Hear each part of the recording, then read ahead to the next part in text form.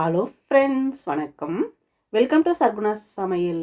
இன்றைக்கி நம்ம சேனலில் நல்ல ஒரு அட்டகாசமான சுவையில் தக்காளி தண்ணி தோசை தாங்க செய்ய போகிறோம். தோசை மாவு இல்லாத சமயத்தில் தக்காளி இருந்தால் இந்த மாதிரி கொஞ்சம் வித்தியாசமாக செய்து பாருங்கள். ரொம்பவே நல்லாயிருக்கும். எல்லாருமே விரும்பி சாப்பிடுவாங்க. சூடாக இருக்கும்போது நல்லா மொறு மொறுனும், ஆறின பிறகு நல்லா சாஃப்டாக பஞ்சு மாதிரியும் ரொம்ப ருசியாக இருக்கும். இதை எப்படி செய்யுதுன்னு பார்க்கலாமா? நம்ம சேனலை இப்போ தான் முதல் முறையாக பார்க்குறீங்கன்னா சப்ஸ்கிரைப் பண்ணிக்கோங்க. இப்போ வாங்க எப்படி செய்யுதுன்னு பார்க்கலாம். இதை பண்ணுறதுக்கு ஒரு மிக்ஸி ஜாரில் 2 தக்காளியை இந்த மாதிரி கட் பண்ணிவிட்டு சேர்த்துக்கோங்க. கூடவே ஒரு 5 சின்ன வெங்காயத்தை உரிச்சிட்டு வச்சுருக்கேன், அதையும் சேர்த்துக்கலாம். கூடவே ஒரு 3 பல்லு பூண்டு தோல் உரிச்சிட்டு வச்சுருக்கேன், அதையும் சேர்த்துக்கலாம். கூடவே 1 டீஸ்பூன் காஷ்மீரி மிளகாய் தூள் சேர்த்துக்கிறேன். இதுக்கு முதல்ல நீங்கள் காஷ்மீரி மிளகாய் இருந்தால் ஒரு 4 மிளகாய் சேர்த்துக்கோங்க. சேர்த்துட்டு இதை தண்ணி எதுவும் ஊற்றாமல் நல்லா நைஸாக இந்த மாதிரி அரைச்சி எடுத்துகிட்டு வந்துடலாம். அடுத்ததாக இது கூடவே 1 கப் அளவுக்கு அரிசி மாவு சேர்த்துக்கிறேன். நான் வீட்டில் அரைச்ச பச்சரிசி மாவு சேர்த்துக்கிறேங்க. நீங்கள் கடையில் வாங்கின பச்சரிசி மாவு இருந்தால் கூட சேர்த்துக்கலாம். அடுத்ததாக இது கூடவே 1/2 கப் அளவுக்கு கோதுமை ரவை சேர்த்துக்கிறேன். நீங்கள் வெள்ளை ரவை இருந்தால் கூட சேர்த்துக்கலாங்க. அடுத்ததாக இது கூடவே 1/4 கப் அளவுக்கு கோதுமை மாவு சேர்த்துக்கிறேன். நான் வீட்டில் அரைச்ச கோதுமை மாவு தான் சேர்த்துருக்குறேன். நீங்கள் கடையில் வாங்கின கோதுமை மாவு இருந்தால் கூட சேர்த்துக்கலாங்க.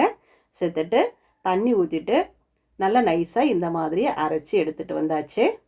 இதை அப்படியே ஒரு பாத்திரத்துக்கு மாற்றிக்கலாம்.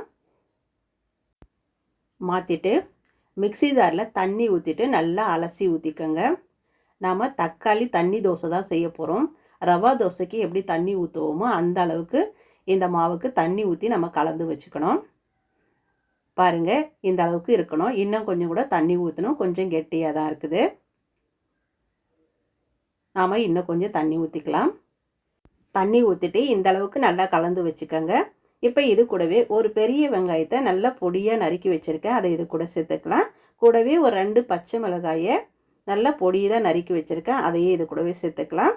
கூடவே ஒரு துண்டு இஞ்சி பார்த்தீங்கன்னா பொடியாக நறுக்கி வச்சுருக்கேன், அதையும் சேர்த்துக்கலாம். இதை நீங்கள் துருவி கூட சேர்த்துக்கலாங்க.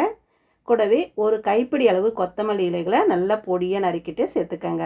ஒரு கொத்து கருவேப்பிலையை நல்லா பொடியாக நறுக்கிட்டு சேர்த்துக்கலாம். நல்லா வாசனையாக இருக்கும். இது கூடவே ஒரு 3/4 டீஸ்பூன் சீரகம் சேர்த்துக்கோங்க. இது கூடவே ஒரு 1/4 டீஸ்பூன் பெருங்காயத்தூள் சேர்த்துக்கோங்க. ஜீரணத்துக்கு நல்லா உதவியாக இருக்கும். சேர்த்துட்டு 1 டீஸ்பூன் தூள் உப்பு சேர்த்துக்கோங்க. சேர்த்துட்டு இந்த மாதிரி நல்லா கலந்து விட்டுருங்க. இந்த டைமில் உப்பெல்லாம் கரெக்டாக இருக்கான்னு பார்த்து செக் பண்ணிக்கோங்க. பத்தலைன்னா இந்த டைமில் சேர்த்துக்கோங்க. இந்த அளவுக்கு நல்லா தண்ணியாக கலந்து வச்சுக்கோங்க. இப்போ இது கூடவே தோசைக்கல்லில் தோசை ஒட்டாமல் வர்றதுக்கு இதில் 1 ஸ்பூன் எண்ணெய் சேர்த்துக்கோங்க. இந்த மாதிரி சேர்த்து செய்யும்போது தோசை ஊற்றும்போது தோசைக்கல்லில் தோசை ஒட்டாமல் வரும். எண்ணெயை சேர்த்துட்டு நல்லா இந்த மாதிரி கலந்து விட்டுருங்க. அவ்வளோதான். இது ஒரு பக்கம் இருக்கட்டும். அடுப்பை பற்ற வச்சுட்டு இந்த மாதிரி ஒரு தோசைக்கல்லை வச்சுக்கோங்க. அதில் ஒரு கரண்டி மாவு எடுத்துட்டு அப்படியே ஊற்றிக்கோங்க. இந்த மாதிரி ஓட்டை ஓட்டையாக தான் வரும். ரவா தோசை எப்படி ஓட்டை ஓட்டையாக வருதோ அதே மாதிரி தான் வரும். ஊற்றிட்டு ஒரு 1/2 ஸ்பூன் எண்ணெயை மேலாக்க ஊற்றி விட்டுருங்க. நல்லா வெந்து மொறு மொறுன்னு வரட்டும். ஒரு மூடி போட்டுருங்க. நீங்கள் மூடி போட்டும் வேக வச்சு எடுக்கலாம், மூடி போடாமலும் வேக வச்சு எடுத்துக்கலாம். இந்த மாதிரி வெந்து நல்லா மொறு மொறுன்னு வரணும், அது வரையும் வேக வச்சுக்கோங்க. அடுப்பை மீடியம் ஃப்ளேமில் வச்சுட்டு வேக வச்சுக்கோங்க. இப்போ பாருங்கள், நல்லா வெந்துட்டு நல்லா மொறு மொறுன்னு எப்படி இருக்குது, பார்க்கும்போதே சாப்பிட்ணும் போல் இருக்குது இல்லையா? இந்த மாதிரி சுட்டு எடுத்துக்கோங்க. டேஸ்ட்டும் பார்த்திங்கன்னா நல்லா அட்டகாசமாக நல்லா ருசியாக இருக்குங்க. தோசை மாவு இல்லாத சமயத்தில் இந்த மாதிரி ஒரு முறை செய்து பாருங்கள். எல்லாருமே விரும்பி சாப்பிடுவாங்க. குழந்தைகள் முதல் பெரியவங்க வரையும் நல்லா விரும்பி சாப்பிடுவாங்க. நல்ல ருசியாக இருக்குங்க. நல்ல மொறு மொறுன்னு இந்த மாதிரி சுட்டு எடுத்து கொடுத்தீங்கன்னா 10 தோசை கூட சாப்பிடுவாங்க. இதே மாதிரி எல்லா தோசையையும் சுட்டு எடுத்துக்கோங்க. அவ்வளோதாங்க, அட்டகாசமான சுவையில் தக்காளி தண்ணி தோசை சூப்பராக தயாராகிடுச்சு பாருங்கள். இதுக்கு தொட்டுக்க வேறு எதுவுமே தேவையில்லை, அப்படியே சாப்பிட்லாம். ரொம்ப ருசியாக இருக்கும்.